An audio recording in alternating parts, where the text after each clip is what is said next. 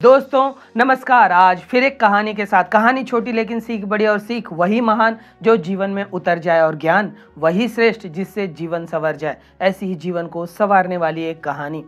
एक गांव में एक बनिया रोटी का व्यापार किया करता था। 5 रुपए की रोटी बेचा करता था। अब उस 5 रुपए की रोटी में 2 रुपए तो लागत लग जाते थे उस रोटी को बनाने में। अब उस 5 रुपए की रोटी में 2 रुपए तो लग जाते थे, रोटी को बनाने में जो लागत आती थी वो लग जाती थी। 2 रुपए इसको मुनाफा होता था, 1 रुपए राजा जी को देना पड़ता था। अब इसका परिवार बड़ा होता चला जा रहा था और इतने कम प्रॉफिट में इसका गुजारा नहीं हो रहा था। और ये बहुत दिनों से चाह रहा था कि रोटी का दाम अगर 10 रुपए हो जाता तो मेरा भला हो जाता, मैं अपने परिवार का लालन पोषण ठीक प्रकार से कर पाता। अब वह इसी आशंका के साथ कि राजा जी इस बात को मानेंगे या नहीं मानेंगे। राजा जी को भी तो फायदा होगा। अगर रोटी का दाम 10 रुपए होता है तो अभी उनको 1 रुपए मिल रहे हैं, अगर 10 रुपए कर देते हैं वे तो 2 रुपए उनको मिलेगा। तो यह सोचकर वह राजा जी के पास जाता है और कहता है, राजा जी अब रोटी का दाम को बढ़ाने का वक्त आ गया है। बहुत सालों से 5 रुपए पर ही रोटी बिक रही है, उससे राज्य कोष भी जो है उससे कम आमदनी हो रही है। अगर रोटी का दाम 10 रुपए कर दिया जाए तो मुझे भी लाभ हो जाएगा और राज्य शासन को भी लाभ हो जाएगा। तब राजा कहता है कि रोटी का दाम फिर 10 क्यों, 30 कर दो। तब यह व्यापारी चौंक जाता है, कहता है, महाराज इससे तो हाहाकार मच जाएगा, जनता त्रस्त हो जाएगी महंगाई की मार से। तब राजा कहता है, फिर मेरे राजा होने का फायदा क्या, तुम रोटी का दाम 30 रुपए करो, अपना लाभ देखो और कल से रोटी तुम 30 रुपए पर ही बेचोगे। अब व्यापारी गया था 10 रुपए कराने, रोटी के दाम अब 30 रुपए हो जाते हैं। खुश तो बहुत होता है कि अब तो लाभ ही लाभ मिलेगा। और वह अगले दिन से रोटी जब व्यापार करता है, बेचता है, तो 30 रुपए में रोटी बेचने लगता है। और जब 30 रुपए की रोटी बिकती है तो जनता में हाहाकार मच जाता है। जनताओं में बातें होने लग जाती हैं कि यह बनिया तो पूरी तरह से अत्याचार कर रहा है, यह इसकी शिकायत तो राजा जी के पास करनी पड़ेगी। और उनके बीच कुछ जनप्रतिनिधि थे जो एक लीडर की तरह कार्य करते थे। यह पूरे जन समूह को लेकर यह जनप्रतिनिधि राजा के पास पहुंचते हैं और राजा के पास पहुंचकर सारा वृत्तांत बताते हैं। राजा को तो सब मालूम ही था।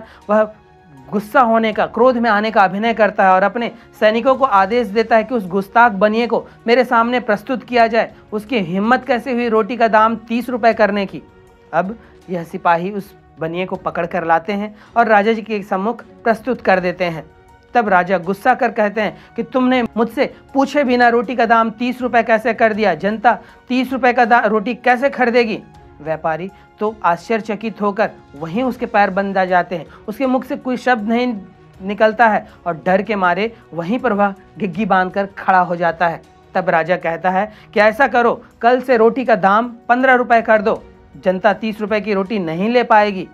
अब यह सुनकर जनता के बीच में जयकार होने लगता है राजा का कि राजा की जय हो। ऐसा राजा हमने कभी नहीं देखा जो जनता की भलाई का सोचता है।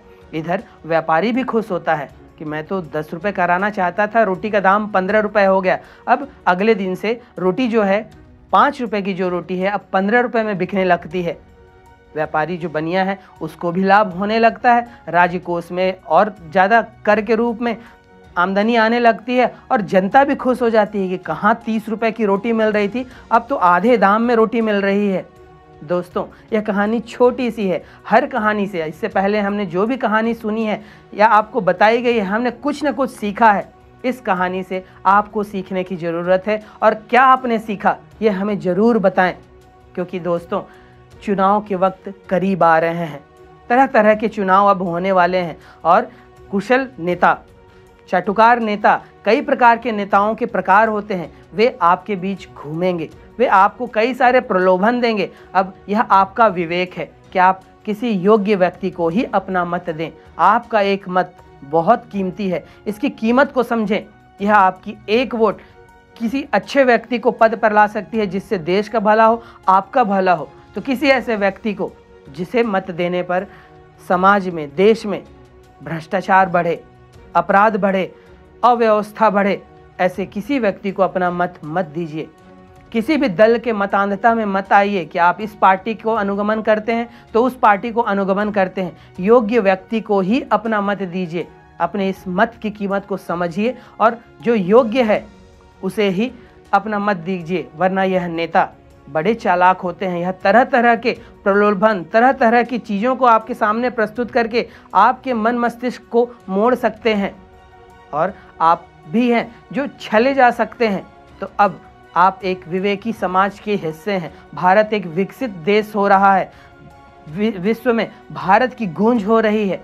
तब यही वक्त है आपके भी एक एक मत की कीमत को समझने का और योग्य व्यक्ति को अपना मत देकर उसे विजयी बनाइए। और वह योग्य व्यक्ति ही देश के आपके हित में बहुत कुछ कर सकता है। तो इस कहानी से आपने क्या सीखा, हमें जरूर बताइएगा। और कुशल शासक वही है जो सबका लाभ दे, वह व्यापारी को भी लाभ दे, क्योंकि व्यापारियों के माध्यम से ही देश में बहुत सारे धन इकट्ठा हो पाती है। अगर हम व्यापारी वर्ग को भी उनकी उपेक्षा करेंगे और कीमतों पर उनको नुकसान होगा, तब यह देश आगे नहीं बढ़ सकता। वहीं पर समाज पर, प्रजा पर भी अत्यधिक कर का बोझ नहीं लादा जा सकता। तब ऐसे में जरूरत है कि एक ऐसा योग्य शासक जो सांप भी मर जाए और लाठी भी न टूटे की तर्ज पर कार्य करे, ऐसे कुशल शासक को ही अपना मत दीजिए। अपने मत की कीमत समझिए और योग्य व्यक्ति को ही अपना मत दीजिए।